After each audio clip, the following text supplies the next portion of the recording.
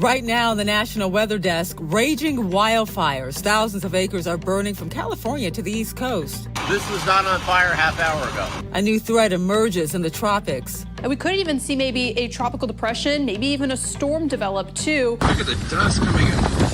A dust storm engulfs California while heavy snow shuts down a major highway, and you'll see where it's not too late to catch some fall colors. Fall foliage continues to push south through the United States. And hear what it's like to work in the worst weather in the world. There are some weeks where we would be in the fog for 8 days at a time. In the whole shift, you'd be stuck in the fog. From our nation's capital, this is the National Weather Desk. Good morning, everyone, and welcome to the National Weather Desk. I'm Angela Brown. With less than 3 weeks left in the hurricane season, there is an increasing likelihood of another storm developing in the Caribbean. Meteorologist Jennifer Collins has the details. Showers and thunderstorms associated with a tropical wave that will eventually work its way west, where we will see likely development by the end of this week, and a tropical depression could form. Additional development would probably be possible heading into the weekend too within this general area, and we could even see maybe a tropical depression, maybe even a storm develop too. Some of our global models have been hinting at that as we head into the start of the weekend, with an eventual system meandering in the Caribbean Sea. Past that, there is still high uncertainty with what this system will eventually look like or even head towards. Some of these global models have hinted at the system working its way to the north. So something to watch for now. Nothing has developed yet, so it's something that we'll continue to monitor. But both the GFS and European model both have some sort of low pressure area developing in the Western Caribbean, possibly as a tropical depression or even a tropical storm. Next name of the season is Sarah.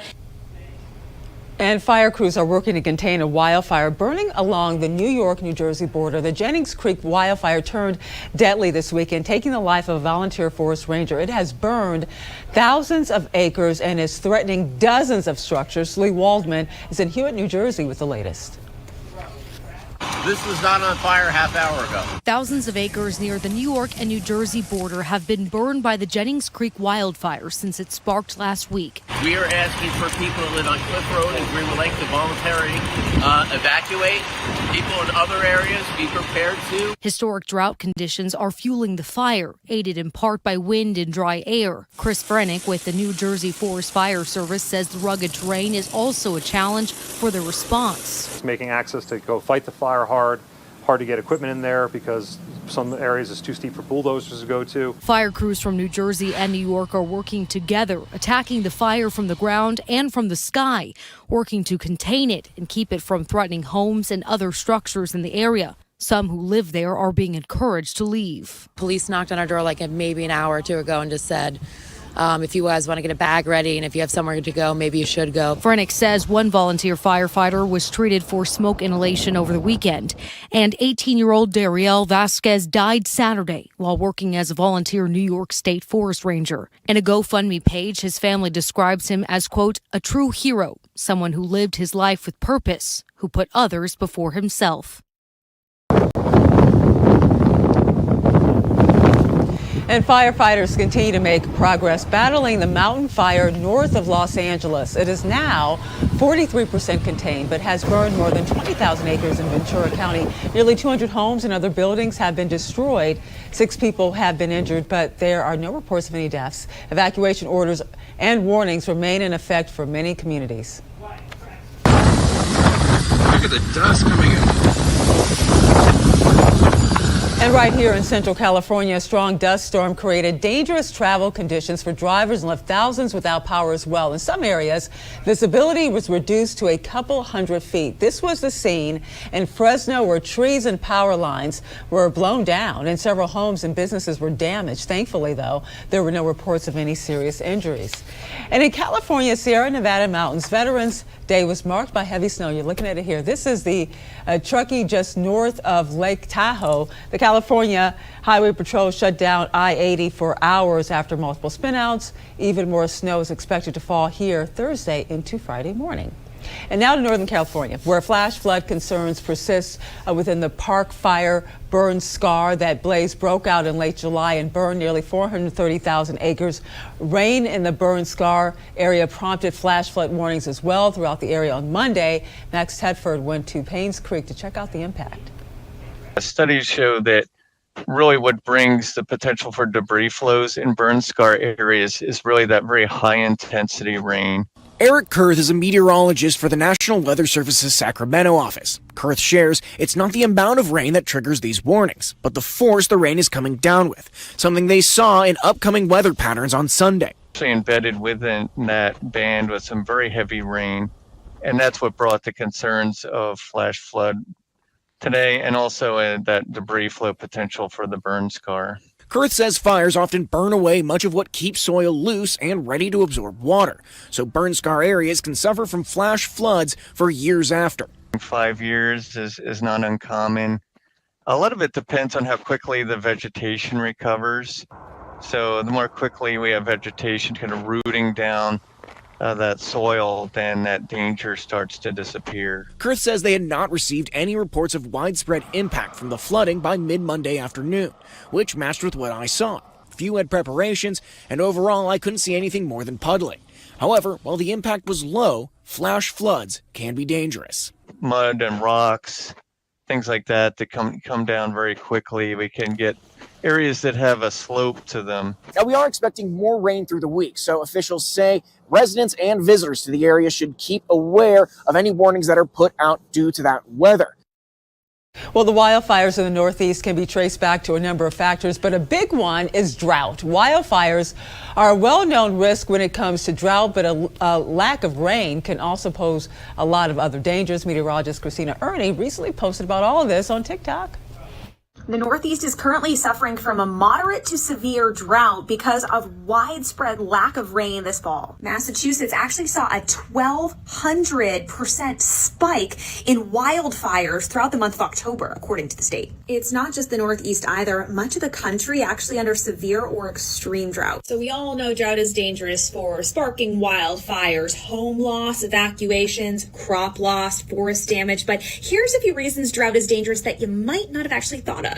All right, so number one is disease and illness. Rainfall cleans our water sources. That includes our personal wells, but also our reservoirs. When they run dry or they can't turn over very easily, we end up drinking stagnant water that can develop or help promote bacterial growth. Also, more erosion. Vegetation actually protects the ground from being eroded during heavy rain events, or if you're at the coastline, seeing the coastline get pushed back further and further during those big storms. So if that vegetation is gone, the ground can more easily become eroded, hurting our coastline and also dropping our soil quality. Also, the price of food can go up. If our land is being burned, especially flat land used to grow crops, growers are losing product, and it might not even be in the short term like this fall or this winter. It also can be future crops that have been planted or could be planted. That soil quality is dropping, and any future crops for next spring, summer, and next fall could be harmed. While most of us are past peak fall foliage, there are still some areas where the trees are putting on a show of colors. Meteorologist Jordan Evans has the latest update from explorefall.com. We've made it to the middle of November, and fall foliage continues to push south through the United States, and we are past peak color now through most of the country. But places out to the west, the lower elevations of California, Arizona, still a couple of weeks away. Phoenix typically waits until December to get some of that fall color. The higher terrain outside of Las Vegas, up toward the Mogollon Rim in Arizona as well. Colorado, Utah, past peak now, and places like southern New Mexico, Texas, also getting in on some of that peak color. Farther to the east, Atlanta, Georgia, approaching peak is now. Same for Little Rock, Arkansas. Dallas about a week away, and Houston, Texas about 2 weeks away. And northern Florida typically waits until early December for that peak fall foliage. For the National Weather Desk, I'm meteorologist Jordan Evans. And the northern lights were expected to be shining again in some northern states last night. We're still waiting, though, to see some of those new pictures from some of you out there. These images are from the aurora seen in Montana last night. Based on the current space weather forecast, the northern lights will not be visible in the lower 48 tonight. And coming up on the National Weather Desk, we'll learn about cloud seeding and if it can really control the weather. And also, we're going to help you better understand winter precipitation.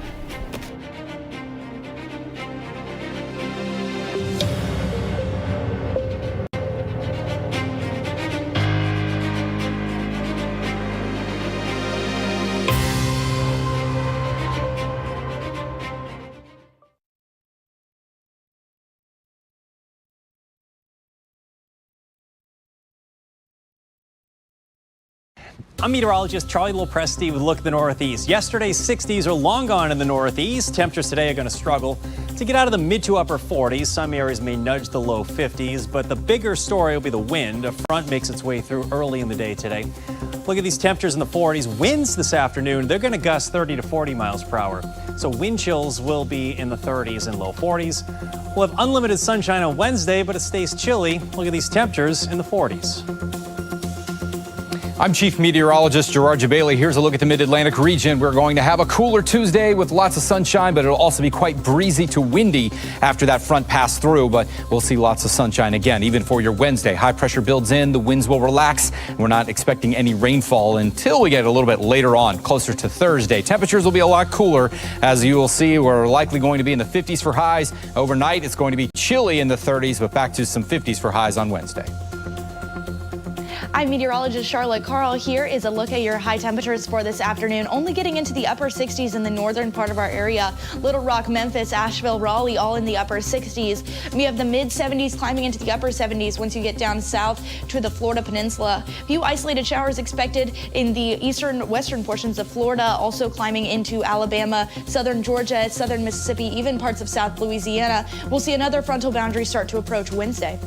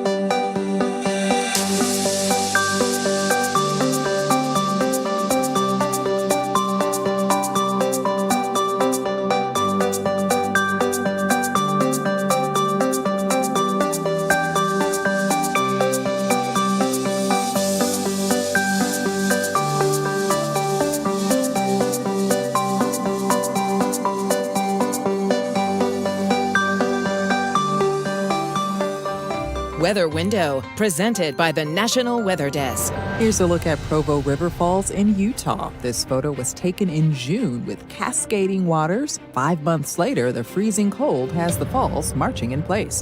Also in Utah, a look at this waning fall scene on the left, and to the right, signs of winter on the way. And from Rhode Island, a peek at Monday night's waxing gibbous moon. Listen to Off the Radar. New episodes every Tuesday. It's a concept that would have sounded like science fiction 100 years ago, but with modern technology influencing weather these days, cloud seeding is a reality. Arena Plunkett tells us more in this report.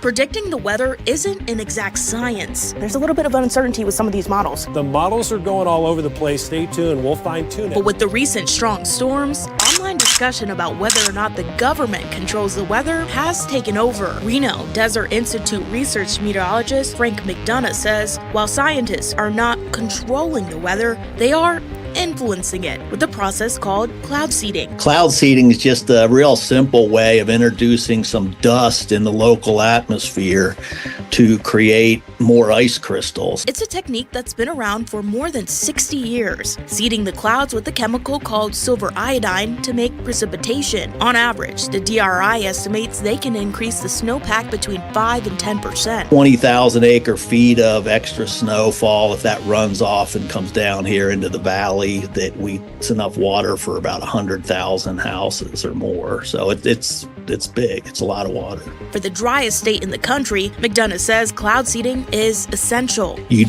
have more probability of having water restrictions in your neighborhood. Building would probably have to be more limited.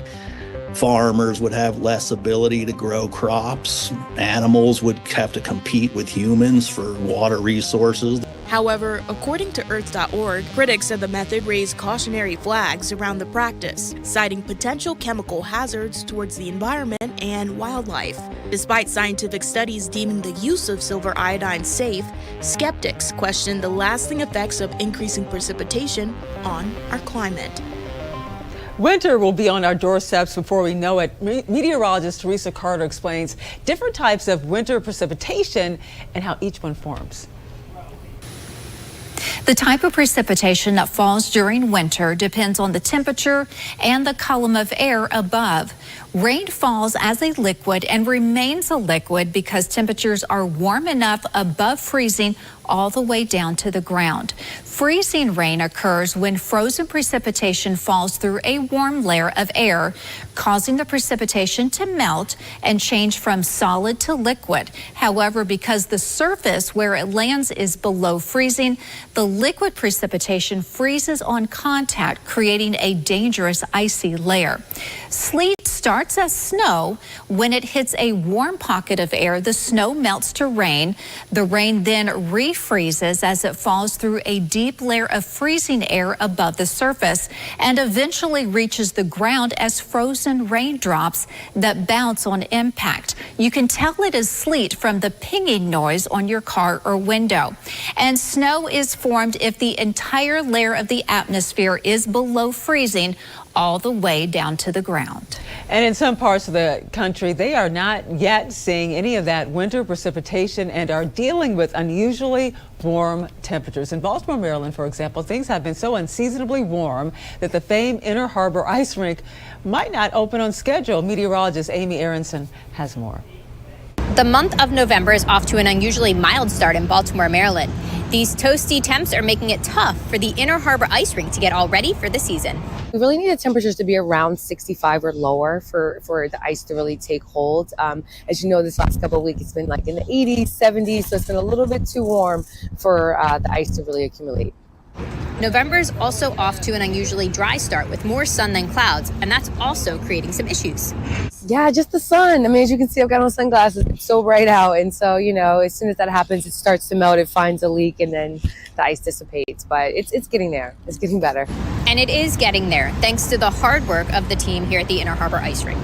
Yeah, there's a chiller off here in the distance. There's fans also like helping the coils underneath to help create the ice. We're really looking to get around 2 inches of solid ice in order to get it skatable.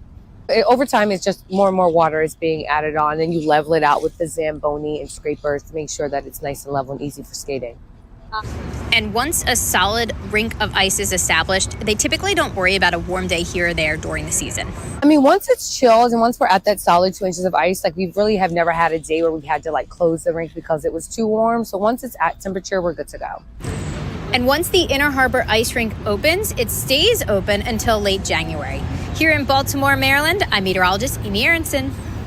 Mount Washington in New Hampshire is said to have the worst weather in the world. This morning it's 18 degrees, but with 78-mile-per-hour winds, it feels more like 9 degrees below zero. So imagine just working in those conditions. Maine meteorologist Charlie Lopresti did just that as a weather observer. Emily Gracie sat down with him to find out what it's like to live and also work in such terrible weather conditions.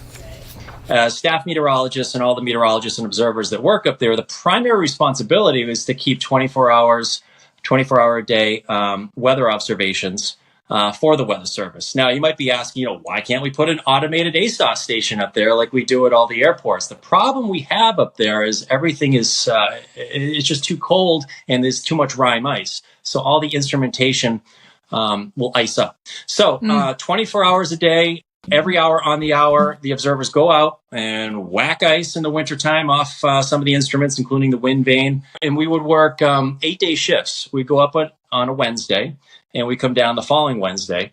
In those 8 days, what is life like? There are some days that are awesome because, you finish your shift at 4 o'clock. It might be springtime and you grab your skis and you get to go skiing. There's not a lot of above tree line skiing in the Northeast. You get a chance to see the Aurora Borealis a lot. There are some weeks where we would be in the fog for 8 days at a time. In the whole shift, you'd be stuck in the fog. What's the craziest thing or some of the craziest things if you've ever seen while working up there or experienced?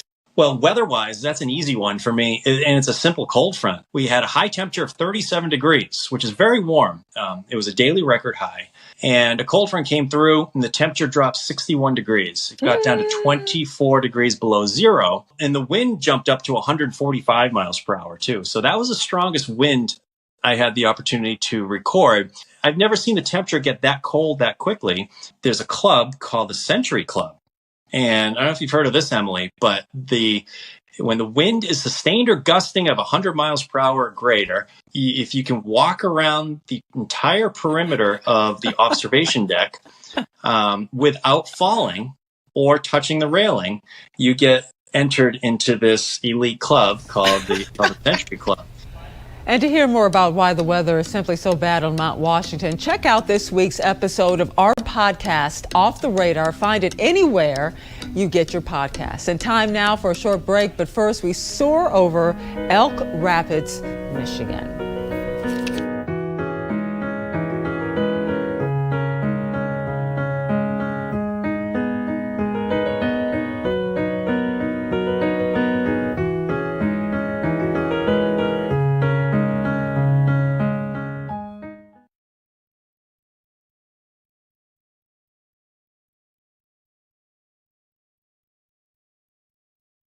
Good Tuesday morning, everyone. I'm meteorologist Andrew Buckmichael. We're pretty quiet across a lot of the Midwest for the day today. High pressure in place, giving us a lot of sunshine.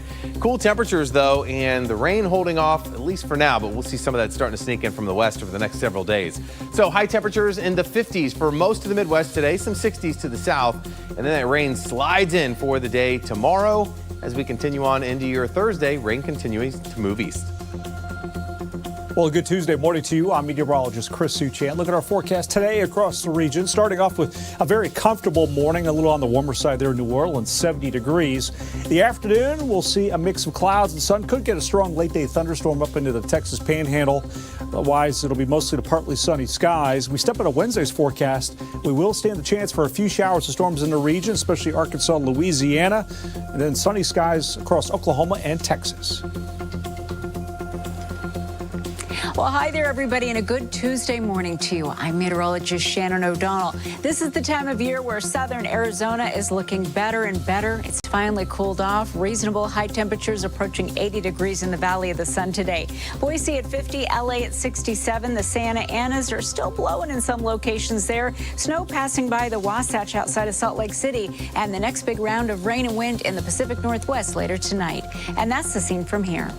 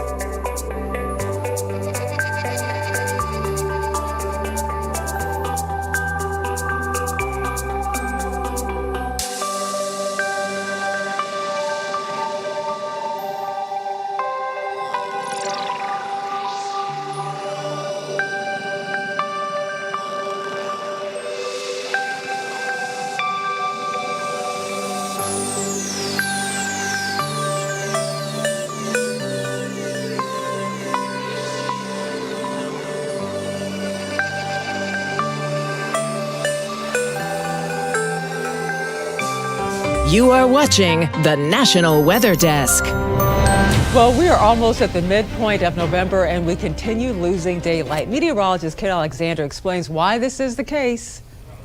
As many of you know, the Earth is not sitting at a straight up and down angle. Rather, it's tilted 23.5 degrees north towards the North Star Polaris. Now, let's think about how this affects daylight. Direct light from the sun would be at a straight 90-degree angle directly overhead. As the Earth makes this yearly revolution, it comes to a point where the Earth is pointed more away from the direct light during winter in the northern hemisphere. So, take a look at this map. Let's see how much daylight loss you can expect for your area. Notice it's dependent on location, with areas to the north seeing the most substantial loss of daylight, and areas to the south not losing as much daylight. The same goes for the amount of direct heat from the sun. The hottest location would obviously be at a 90-degree angle, which is close to the Tropic of Capricorn this time of year in the southern hemisphere. 'Tis the season, my friends. We'll have to wait till mid to late winter before we see a slow increase in that daylight.